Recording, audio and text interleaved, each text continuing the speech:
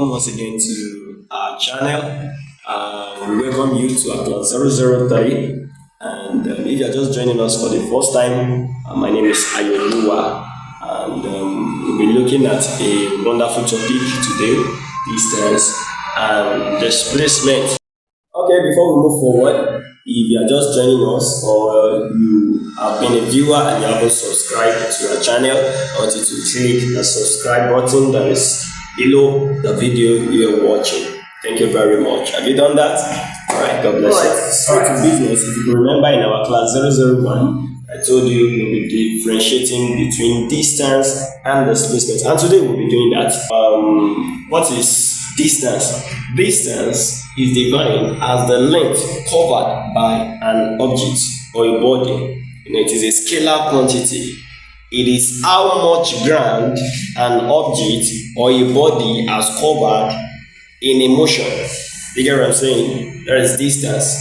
Alright, while displacement, talking about displacement is the change in position of a body. It is the overall change in position of a body. It is a vector quantity, and it is how far an object is from its initial position. Explain it in using a diagram. Okay, we have Mr. A. He walks 4 meters from point A to point B, and then he walks from point B to point C, and then from point C he walks 4 meters to point D, and then from point D he walks 2 meters back to point A. Looking at the explanation of distance and displacement that I've given you,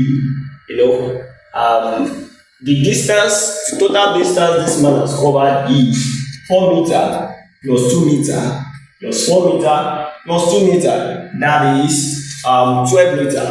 2 plus 4 plus 2, that's 6. Then 12 meters in total. The man has covered a distance 12 meters. But looking at his displacement, the displacement of the man is 0 meter. Why? Because we said displacement is how far you are from the initial position, how far out. So he started here and he ended here. So that means he's not, he's still in his initial position where he started from. So that's displacement. Therefore, the displacement of the man is 0. So this is another example. Let's look at this as another example. Okay, so this is a man moving from A to B to C and then ends his journey at D. So what is the total distance covered by this man? Okay, let's get that. We are from A to B. He's moving a distance of from here to there 10, 20, 30. So to this place that's 35 meters. He moves a distance of 35 meters. Then from B to C, he's moving a distance of 10, 20. So 20 meters. Then from C to D, he's moving a distance of 10, 20, 30, 40 plus 40 meters. So in other words, he moves a distance of this 55, that's 95 meters in total. That's distance. But for displacement, the displacement of the man, from his journey A to the last journey B, we said how far is this is initial position and then this is ending position. So from this place to this place, what is the displacement? Is 10, 20, 30, 40, 50, 55. So the displacement of this man is 55 meters. Do we get that?